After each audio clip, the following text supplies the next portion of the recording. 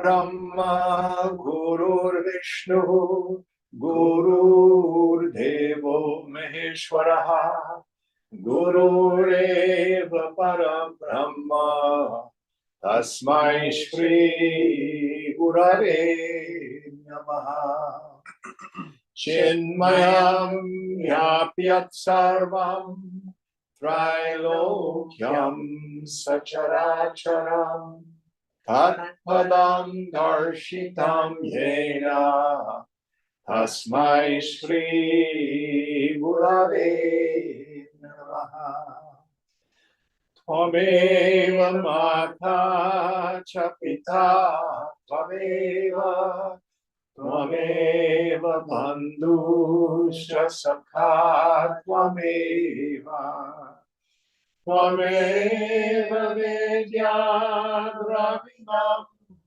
Tvameva Tvameva Sarvam Mama Deva Deva Tvameva Sarvam Mama Deva Deva.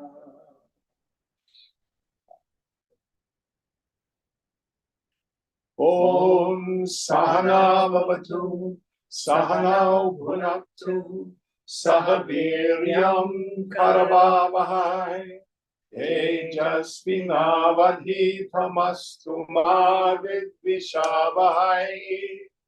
Om Shanti Shanti Shanti.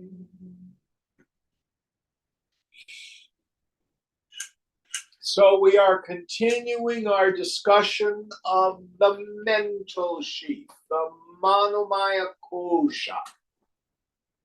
So what verse are we on? We're on 177 today. 177. Can you help us out, please, Puneet?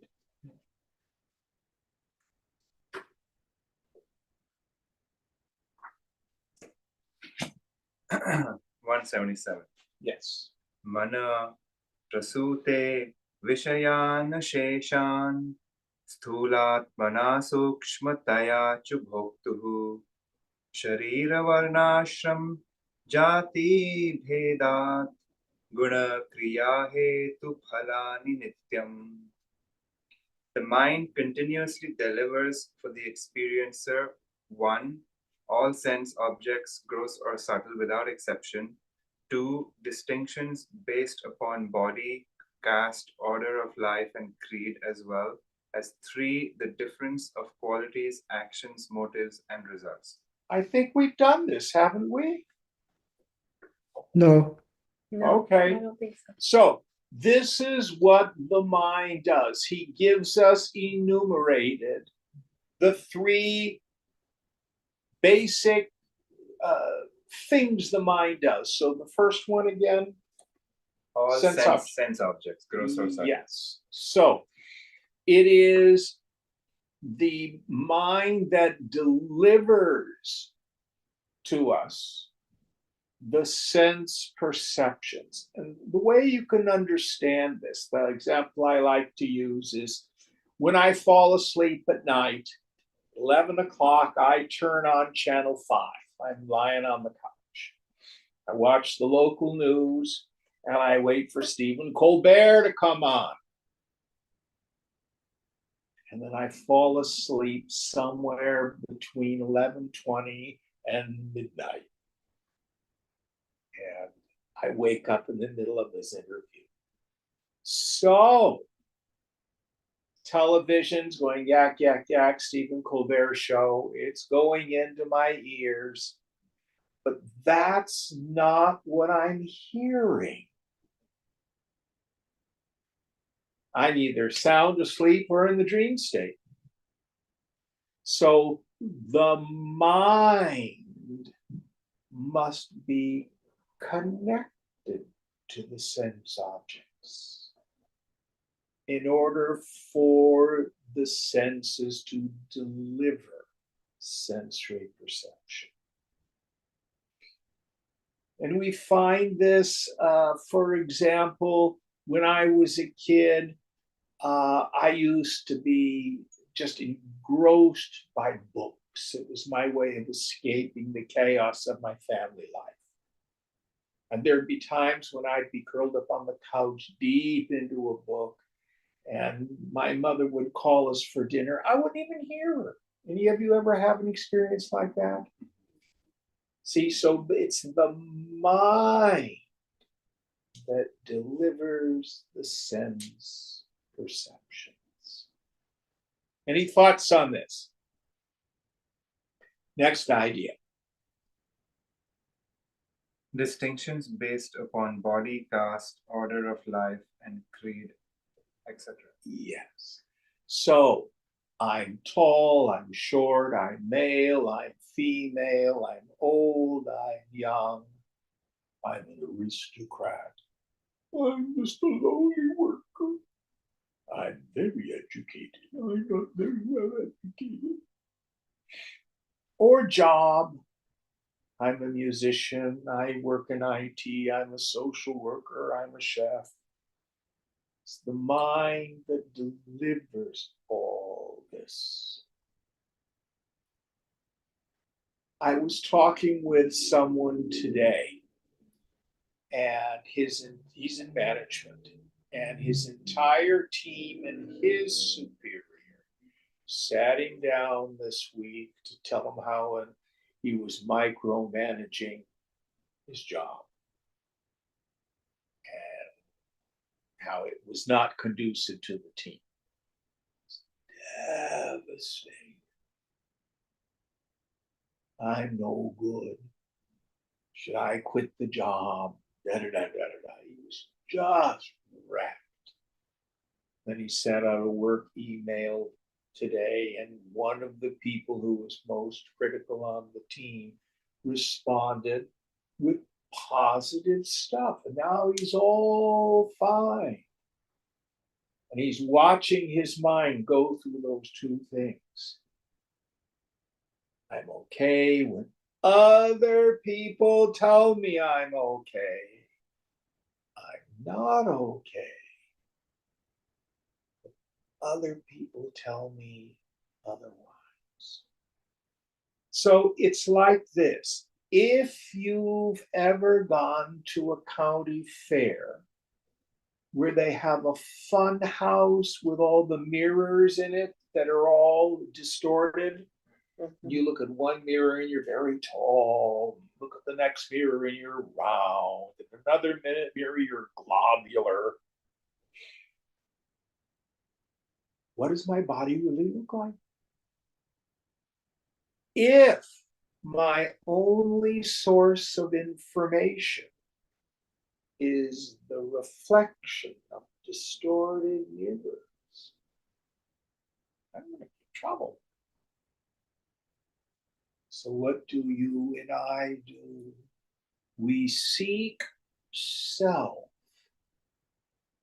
through the distorted mirrors of the opinions of other people. What do you think of me? Think of me. What do you think?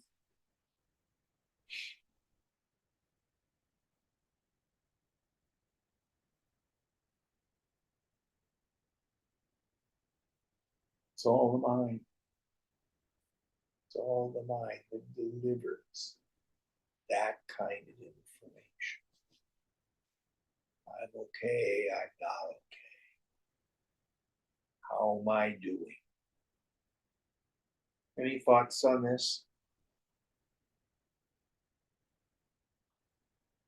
And the most painful position of mind is what I call paranoid self observation. It's the shit fairy that sits on our shoulder. How am I doing? What do they think of me? Am I okay? Any of you ever been afflicted by that? Very painful.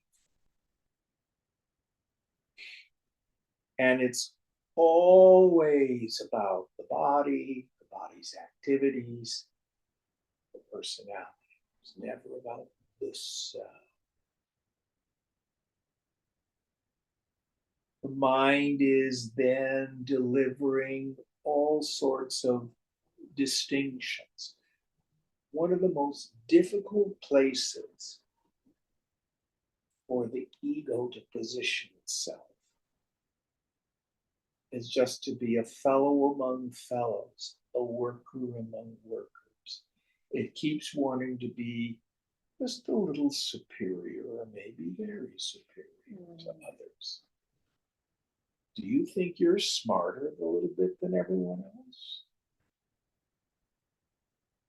Or some people, it's the other way around. I'm just a worthless crumb. Nobody's as bad as I am. I'm so messed up. I have all these issues. Or some of us go back and forth between those two states. It is the mind that delivers that craziness. Always concerned with how am I doing? Oh, am I okay? What's my status?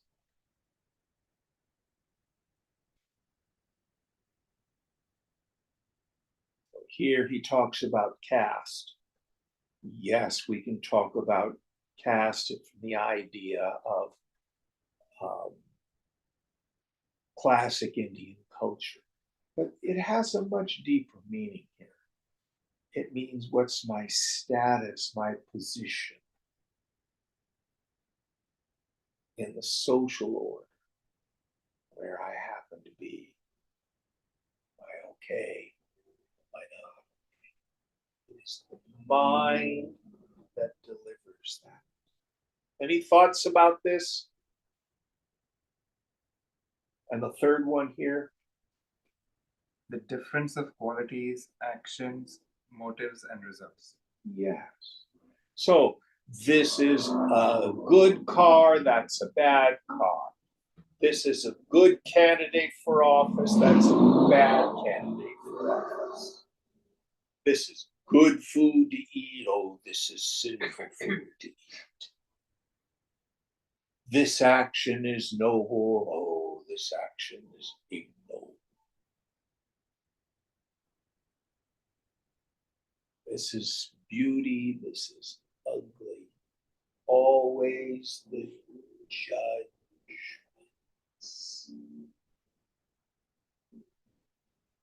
And what we find are layers of motives. I was working with someone who sees that he has a character defect, that he's just judgmental. And what's behind that being judgmental is it helps him feel just a little bit superior to most people. Mm-hmm. And what's that about? Low self-esteem. What's that about? Identification with the body. All comes back about. So we get layer after layer after layer after layer. How the mind builds structures to defend, secure, protect. Any thoughts on this?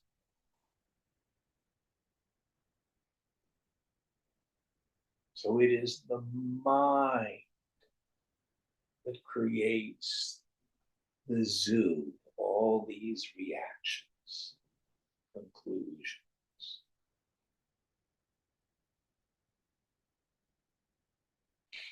All right, next verse. Asangachidrupam mamam vimohya dehendriya prana gunai nibadhyaya aham mameti भ्रमयत यजस्त्रम मन स्वकृत्येषु फलोपभवितु. Unattached, pure intelligence is the essence of the jiva, but the mind beguiles it and binds it by ties of body, sense organs, and pranas. It causes this jiva to wander with the idea of I and mine in the varied experiences of results gathered by itself. So there actually isn't a real entity called the jiva. You have a physical body, you have a mind, you have an intellect, but there's no solid thing called person in there. Although it sure seems like I am me, I am the jiva. Now, this is a very important point, and you may find pushback for this in the everyday world. Psychotherapy is about building self-esteem, about building a healthy sense of self.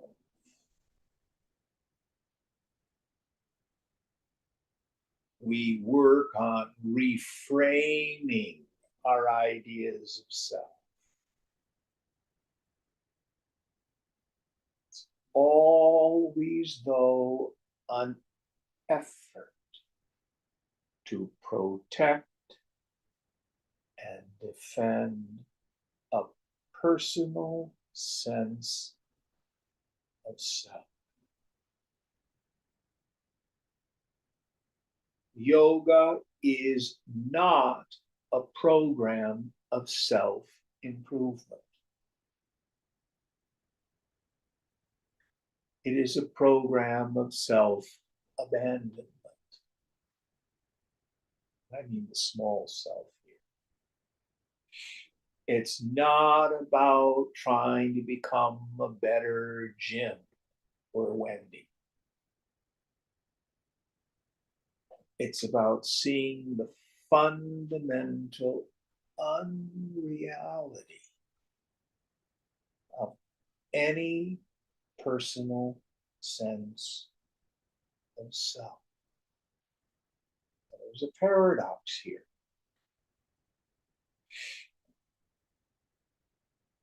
Carl Jung said, only a healthy ego can die. If a person has a very contracted sense of self, then by all means go to the psychotherapist. Do some work on that. But it will never fundamentally solve the problem. And a person who's in that contracted state probably won't be able to be effective doing yoga, doing Vedanta practice. They'll probably turn that into another way of beating themselves up. Ram Dass framed it this way. He said, you've got to be somebody before you're nobody. So it's a paradox. So the teaching we're getting here in Vivekachudamani is not for everyone.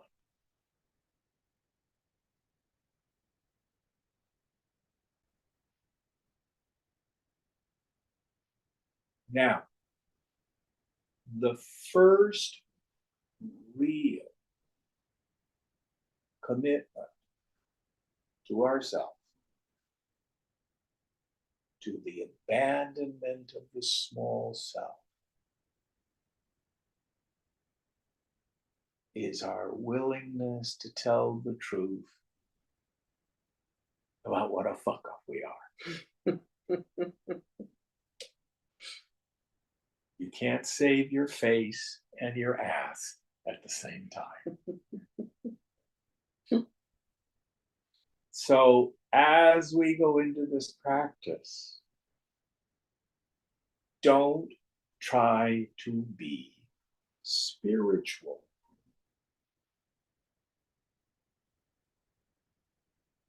No, you are Brahman. And in the beginning, by all means, be a mumukshu, a seeker after liberation, and strive hard to develop the qualities of head and heart that the scriptures enjoin. Seems paradoxical. Any questions about this?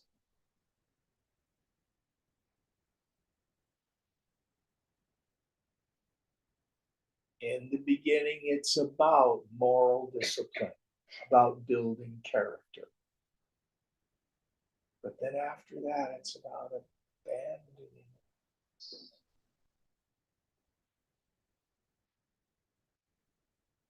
So what happens?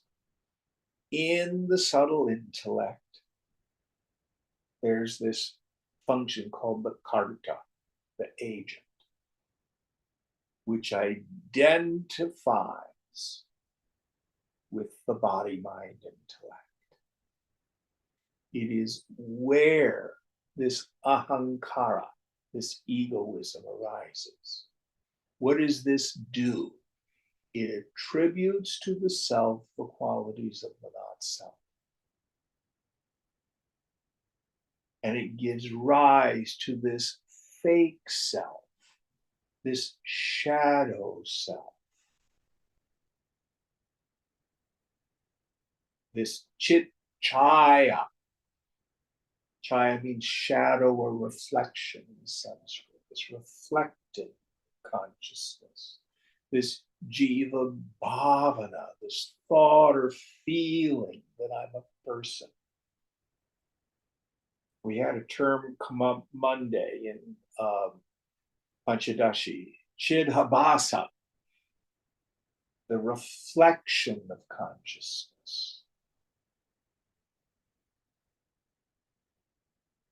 But there's nothing solid and real about it. When we say it's a kind of thinking, it's not just thoughts going by. It's much closer to hypnotism. When I'm just convinced of something. But the really remarkable thing is if we introvert the attentive faculty and we go looking for this individual self, it falls. And what we see is this chidakasha, not chidabhasa. This space, pure awareness.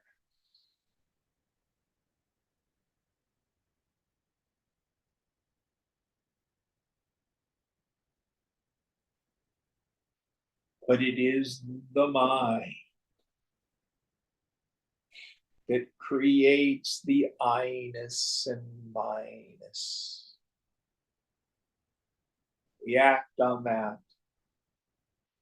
We sow the seeds of vasana in the unconscious, which makes that sense of individuality seem so solid and real. Can we talk a bit about some stuff you shared after your last retreat? Sure. Okay. So you've heard this over and over again. And then you were telling me towards the end of the retreat what happened. You remember when you were telling me about it? I don't remember which retreat you're talking about. The one you just before your trip to India. And you said there was just nobody there. Mm-hmm. Remember that? I put it in your own words. I forget now what I said. But it was a very real experience that there was no Puneet. Yeah. Did I misunderstand you? No, I think you're right. I'm just having a. All right. It was only a mindset. But the point I'm getting at, it's real. It's real. It is possible to live from a place where there's no personal sense of self. Now, that doesn't mean that you have to talk funny or you move through the world without using what we call vyavahara, our worldly transactions. The terms I-ness and mine-ness. So the woman of realization can say, I go to the store. But that doesn't mean she doesn't know deep within. Chidananda Rupa, I am of the form of its consciousness. So the mind is the world is the mind. The mind can be reduced to three ideas. One, I think I'm a person. Two, I have a goal. That's going back to number one. When I think I'm a person, it inherently has the quality of discontent, of incompleteness. Then the mind creates a goal, and the goal only takes two forms. I either need to fix the world, or I need to fix me. The third idea is kartavya, literally obligatory action, but it means struggle. I.e., the individual need to go to the skull. That's the mind. Just those three ideas. Once we see that, and all the rest of the craziness I go through, it's all based on those three ideas. That's what I do. Now, get rid of one, the other two fall. So you can work on all three. Jiva Bhavana. There's no me there. It's an illusion. Koham, who am I? Aham Brahmasmi.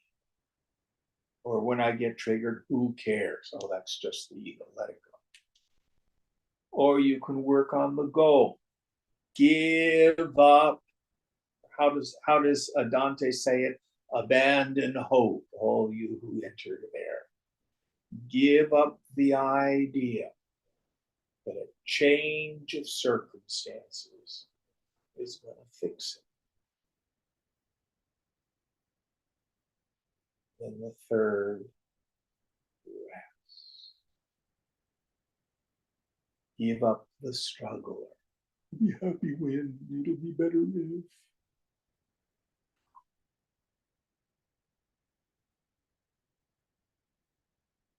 By the way, this paradigm of the three elements of the mind comes directly from Yoga Vasishtha. I didn't make it up.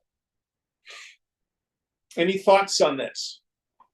So when we are, going throughout the day and constantly asking that question or doing inquiry like who is whatever, and it's always there's nothing there, there's no one there. Is part of that just sort of slowly chipping away at that, the sense of self, the small self? Yes. Okay. So we're back to the qualifications of a fit student, Viveka and Vairagya. Viveka, the firm conviction in the intellect that Brahman alone is real and the phenomenal world is unreal. Firm conviction in the intellect that the self alone is real. And all phenomena, meaning any Wendy, is unreal. That then impels us into vairagya, that desire to give up attachment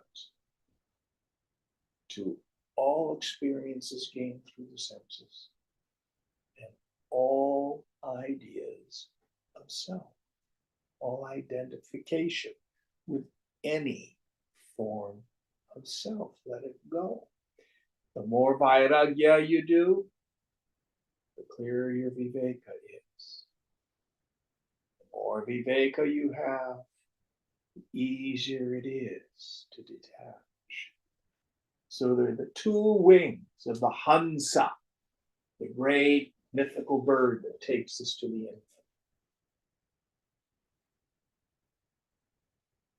Was it you that's reading Autobiography of a Yogi? Yes. So his title, what's his first, they call him?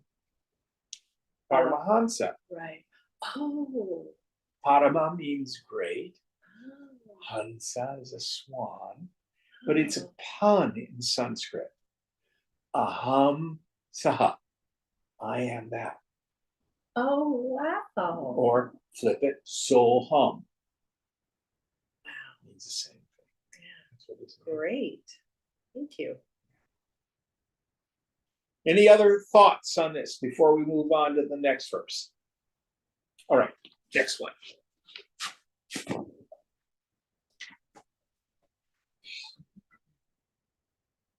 अध्यास दोषात् पुरुषस्य संसृति प्रध्यासबन्धस्त्व मुनैव कल्पितः रजस्तमो दोषवतो विवेकनो जन्मादिदुःखस्य निदानमेतत्. The evil of superimposition causes a man's transmigration, and the mind alone is responsible for the bondage of superimposition. For a man who is tainted with rajas and tamas and who lacks discrimination, this causes the misery of birth, etc.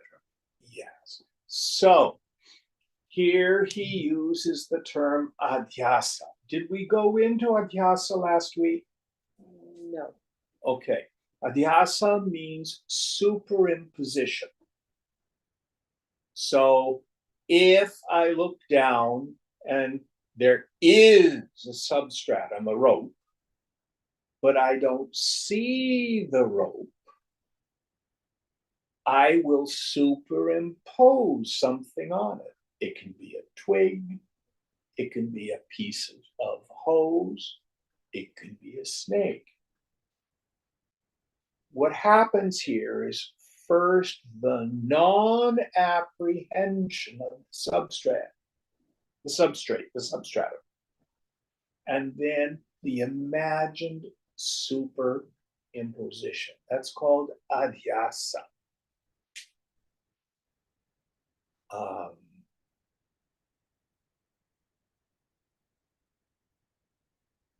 I get a letter from Kaiser, and I think, oh my God, they're going to bill me for something.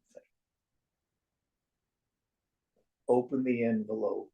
I don't know why they do it. And I get a check for $23 and something. I don't know why they're reimbursing me for what. A check from Kaiser, $23. Where did the bill go? Your mind. It was never really there. There was a substrate, an envelope that had something in it, but I had non-apprehension of what was in the envelope.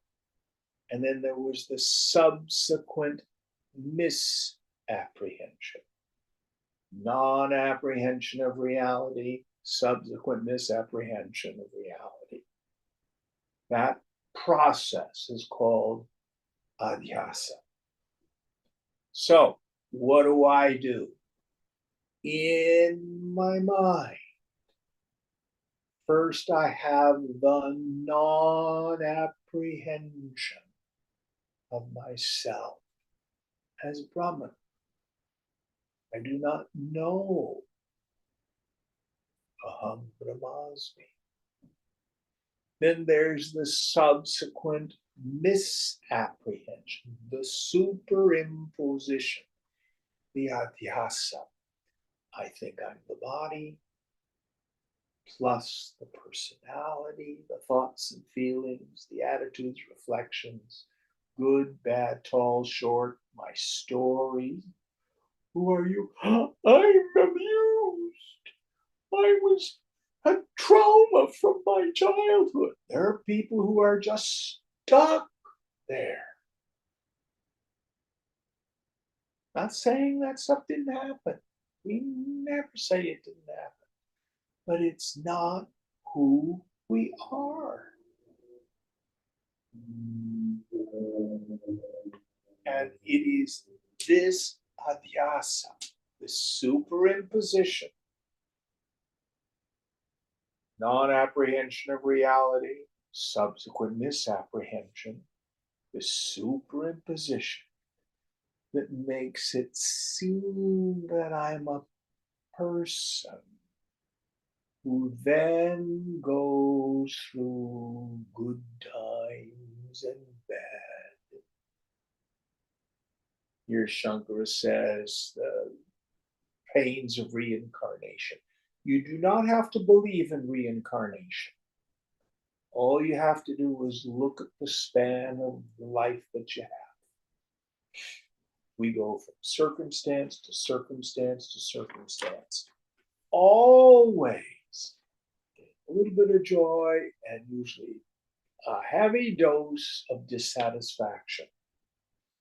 And what do? We either change the world or try to change ourselves. I'm going to get a higher degree. I'm going to go to cooking school. I'm going to move to the Bay Area. I'm going to get a partner. I'm going to get rid of the partner. What do? Always. I'll be happy when, I'll be better if. It never really works. Don't believe me. Just look to your experience.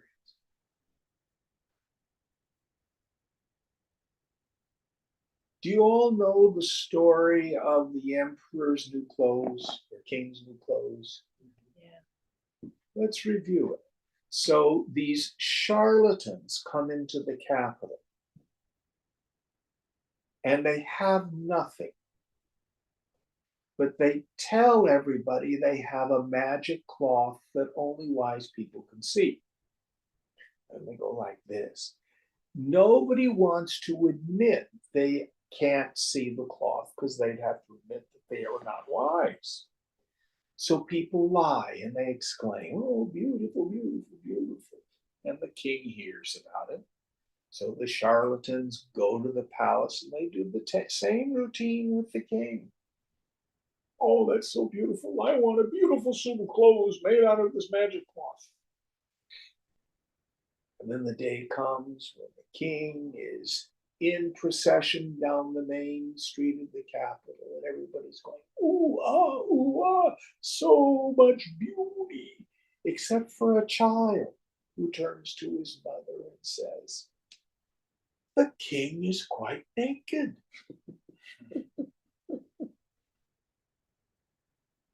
So you and I talk to our friends. How are you doing? Oh, we're going to Switzerland this year. Oh, we went on this cruise. And, oh, my stock portfolio is going up so much. Oh, I got, a raise here. Or I got this there. And they are telling us this is making me happy.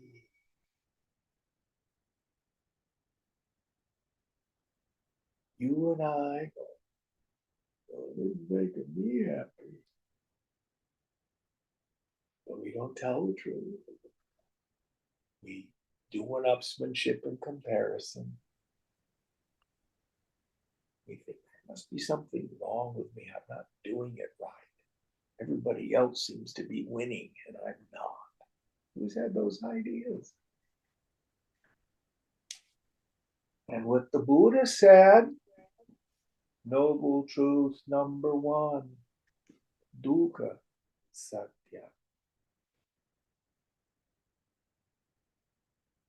Life the way most of us live it sucks.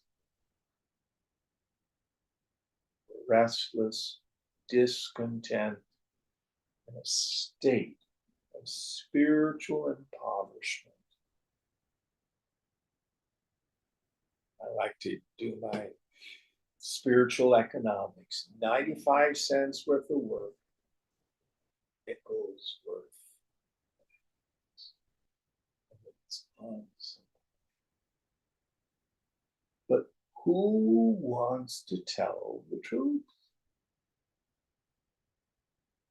That's what the yogi does. Wake up, take a look at your life, see if it's working out for you. If you don't like yoga, we'll gladly refund your misery. Have it back. Go be a bogey. Tell me how that works for you.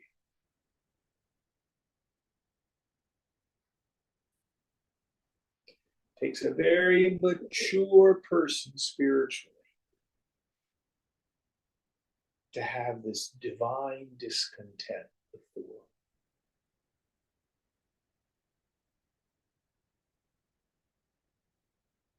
All right, enough of that. Next verse. In that example of the envelope with the Kaiser thing, the right attitude would have been to say, I don't know what the envelope is. Yes. Curiosity.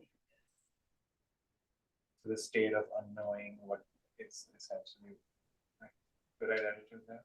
That is a right attitude.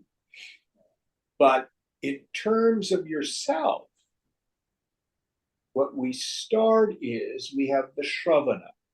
The scriptures and the gurus say, I know you do not know who you are.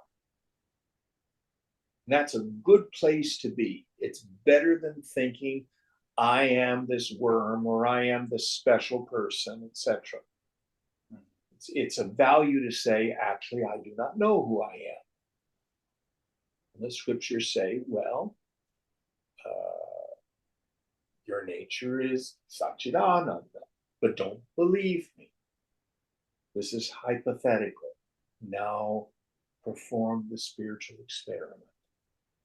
Just like, how do you find out what's in the envelope? You open it. How do you find out what your essential nature is? Slow down and look. Is that useful? Mm-hmm. All right, next verse. Jim, I have Yes. a question. This is Atik. So when we're sharing, for example, I went on this cruise, I'm going to Switzerland. What is a better way to do that then, without doing comparison, without being superior?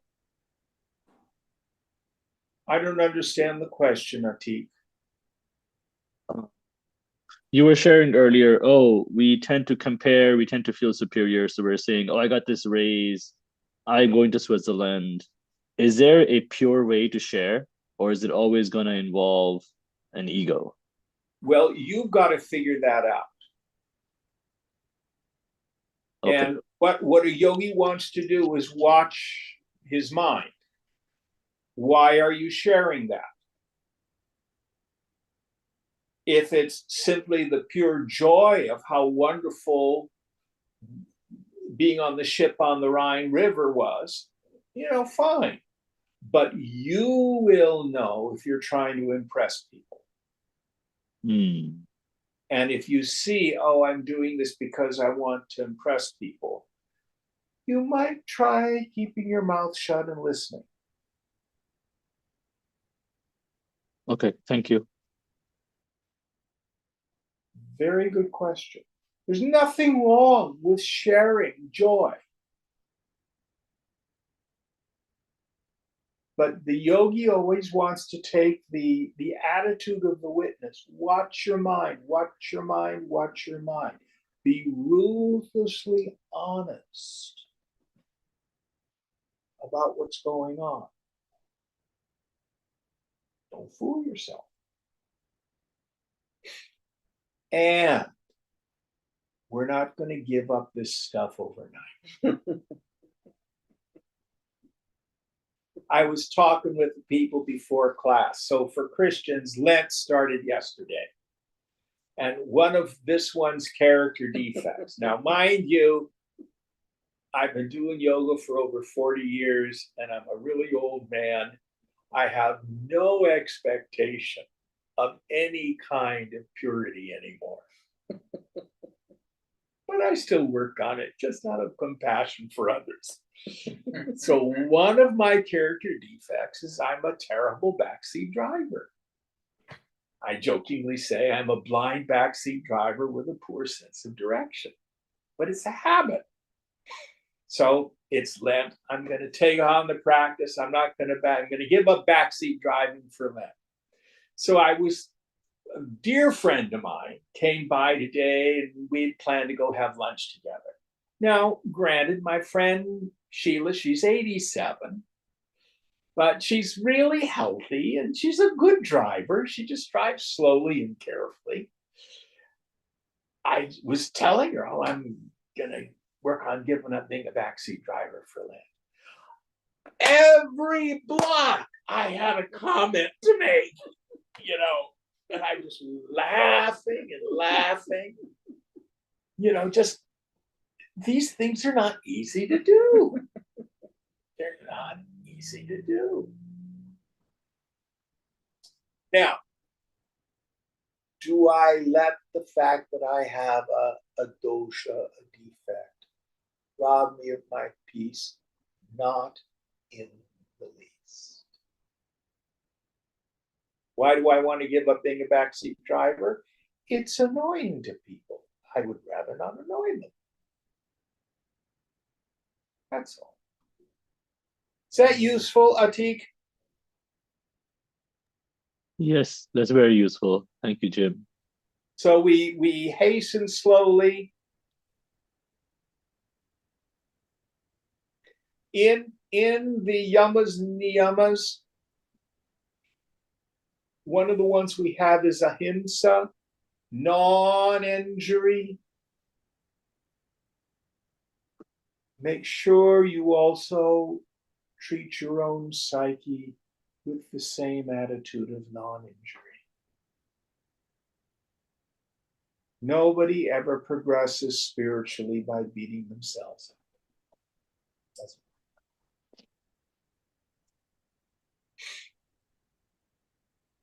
A yogi develops the capacity to laugh at him or herself. Because the human mind is very funny. All right, next verse.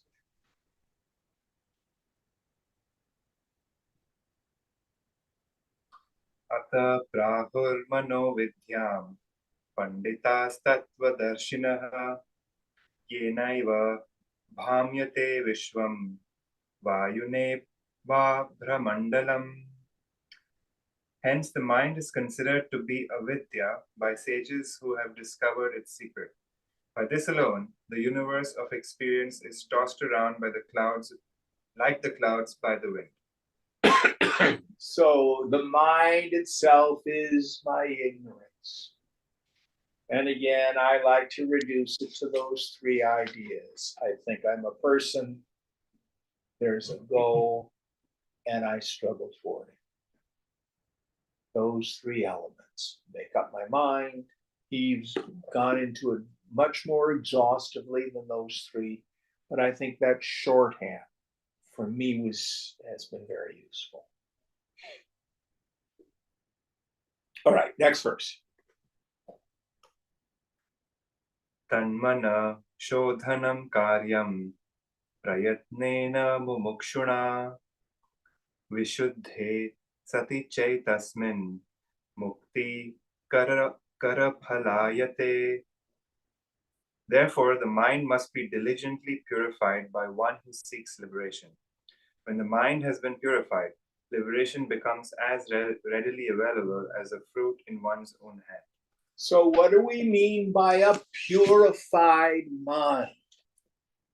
This does not mean more virtuous thoughts as opposed to vicious or lustful or greedy thoughts. When you have pure water, what's that, the new thing you see on the television, the zero water filter? It's better than the Brita water filter. So what does the zero water filter do when you put the tap water in it? What's it do? It gets everything out. Takes everything out but the water. So a pure mind has fewer thoughts and feelings, not nicer thoughts and feelings. It's not about becoming a goody-goody. By all means, build character out of compassion for the rest of us. But that's not what we're talking about here. We're talking about reducing the frequency and the volume of the mind. You know what I mean by the volume? When you get really triggered, it's pretty loud.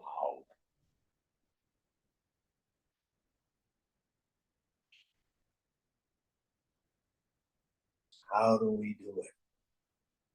This intense spirit of Maya. Drop it, drop it.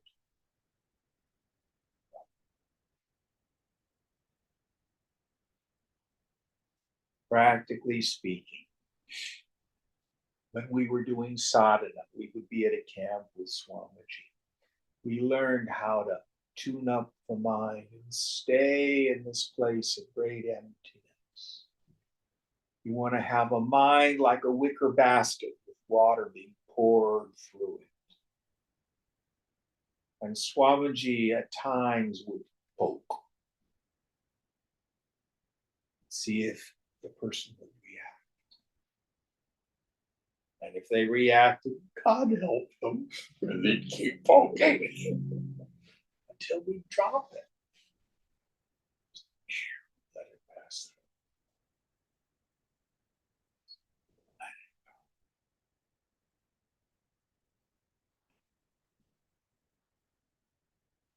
Now, I don't do that frequently.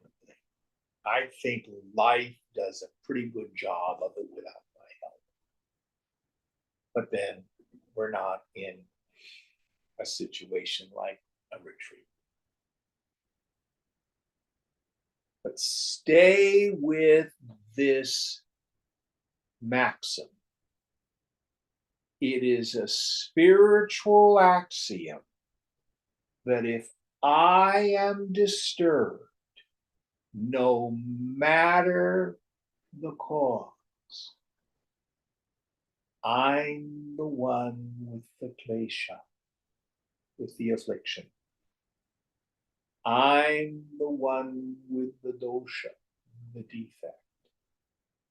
I'm the one with the attachment, the expectation, the identification.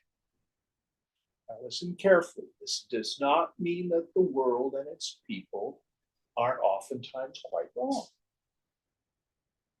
But my boss was so unjust. And your point is, if I'm reacting, I'm the one, the attachment, the expectation, the identification. Well, it's only human to be upset, blah, blah, blah, blah. No, that's a justification. Don't I have a right to be angry if I'm cheated? You know, it's very interesting.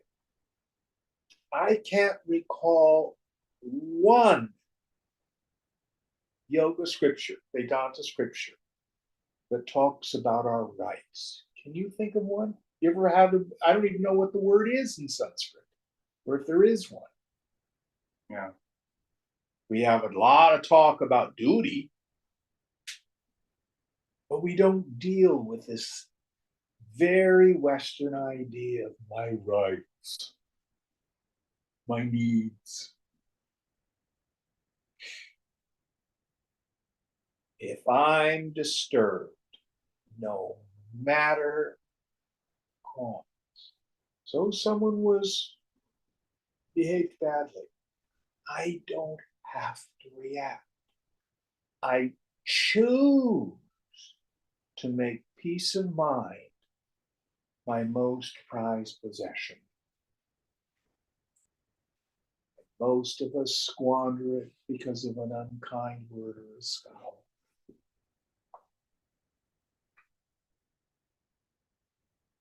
Nobody has the power to make us feel anything. Nobody is that powerful. If I'm disturbed, I'm the one with the klesha. I'm attached.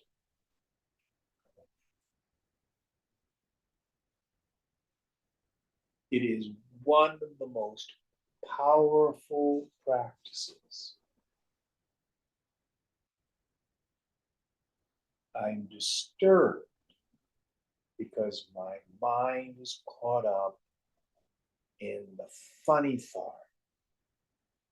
Jiva Bhavana, I think I'm a person. I've got some goal in order to be okay, and I gotta fix it. That's why I'm disturbed. And you know what's so funny about some of our minds, maybe all of our minds at some times? I may be able in meditation to go, okay, I'm ready to give up the world. I'm not even afraid of death and die. But then someone cuts me off in traffic and I want to murder. It's the little things. And that's my guru. That's Swamiji Boki. So he's with us all. And if I'm disturbed out there in the world, that's Swamiji Boki.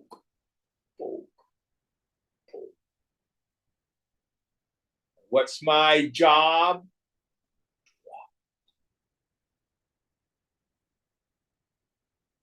Doesn't mean we don't act.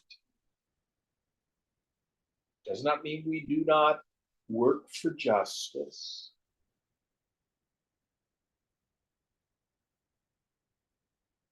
But you want to do it with a cool heart.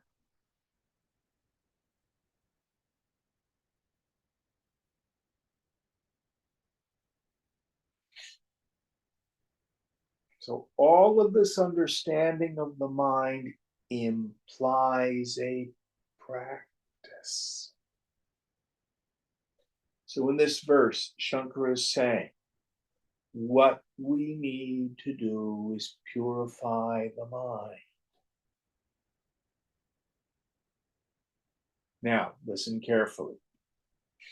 In the end, there's an even subtler practice, which is to quit believing the mind.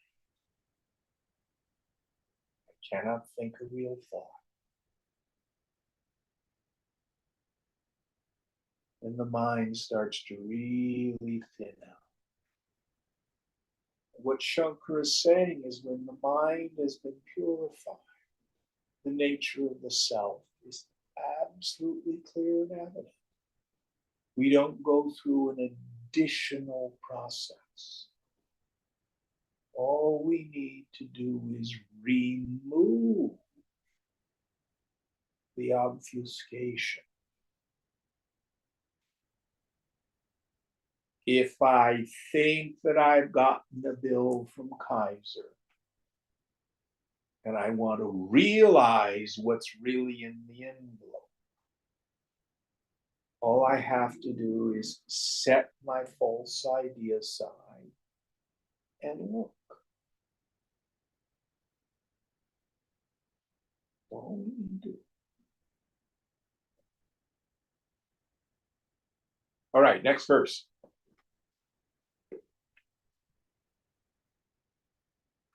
Mokshe kasatya vishayeshu ragam nirmulya sanyasya cha sarva karma sachhadayaya shravanadinishto. Rajasvabhavam sadhunoti buddhe.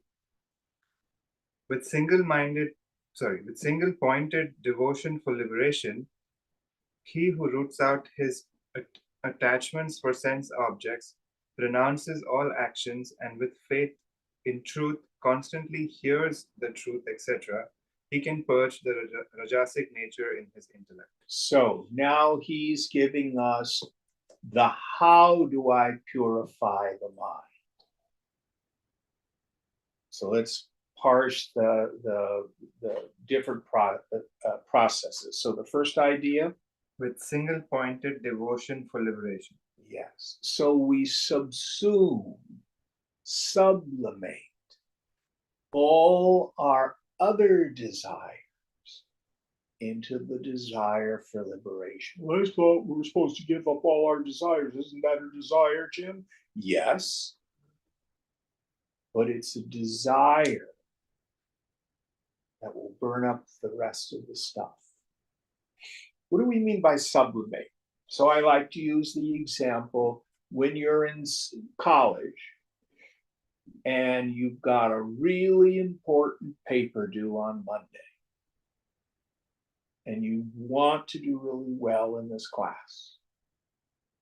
And your friends come by your dorm room and they say, hey, we're going out for pizza and beer. Come with us. And you got this conflict. What do the young people call it? FOMO? Is that right? Fear of missing out. But what's more important? One evening, hanging out, drinking beer and pizza, getting a really good grade on this paper. So you sublimate the lesser desire into the greater desire. No, guys, you go on without me. I really need to work on this paper. That's what grown-ups do. That's what people who are maturing do, not indulgent kids. The ones who go out for the pizza and the beer are the ones who end up flunking out and stuff. Maybe, who knows? The point is, make your desire for liberation the most important thing. Keep sublimating your worldly desires into that. Next idea. He who roots out his attachments for sense objects, renounces all actions. So two things here. How do you root out your attachment for sense objects? This ultimately can't be done through willpower alone. We do it through insight. We do it through a steady observation of the defects of living life from that attached viewpoint. You want to watch your mind, make friends, own your suffering. What does it feel like to want something you don't have? Raga, or the inverse. I want to get rid of something I don't like. Dvesha, or bhaya, the fear. I have what I want, but I'm afraid I'm going to lose it. Can you find any other kind of suffering? So, watch your mind. I tell people when I was in the ashram doing sadhana, my nickname for my mind was Mula. Food.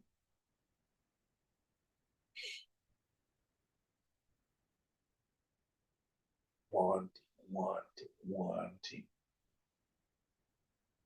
So painful. And it was the same stuff.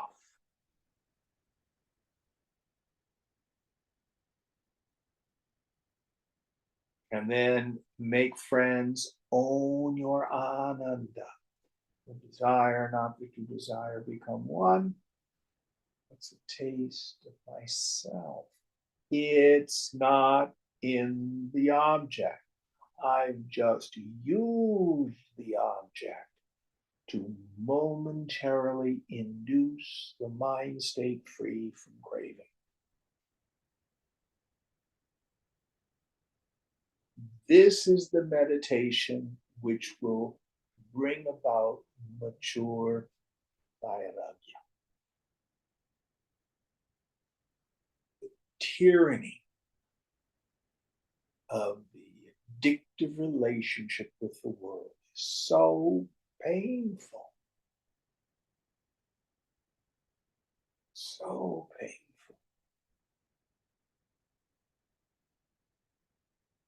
Don't believe me. Any of you gotten phone calls from friends who are just your lives are a mess this past week or two? Tell me it's because they broke a leg. Is it? Tell me because they got a cancer diagnosis. What's it about? I didn't get what I want. I can't get rid of what I don't like. I'm afraid I'm going to lose what I have.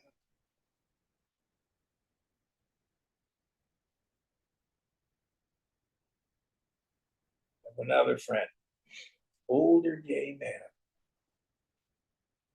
78. He's in his first relationship. 2 years now. About 2 years. I know this guy well. I need not say anything more for those of you who've been in relationships. It's very clear the honeymoon's over. Does that make sense? 2 years is a long time, actually. He was lucky. Well, that's just when it became obvious to those of us on the outside.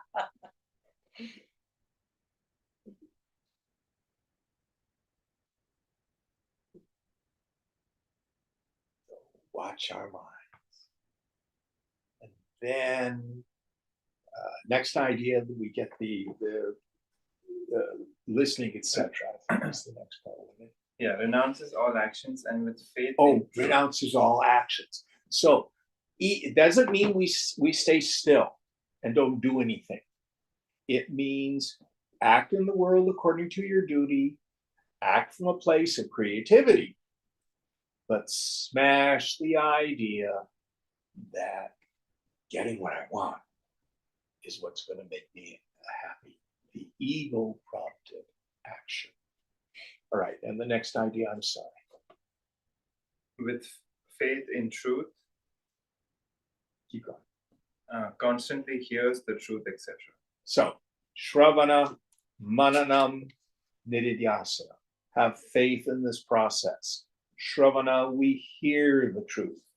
So we hear it from the teacher, we read it in the book, Swamiji's commentary. Mananam, think about it.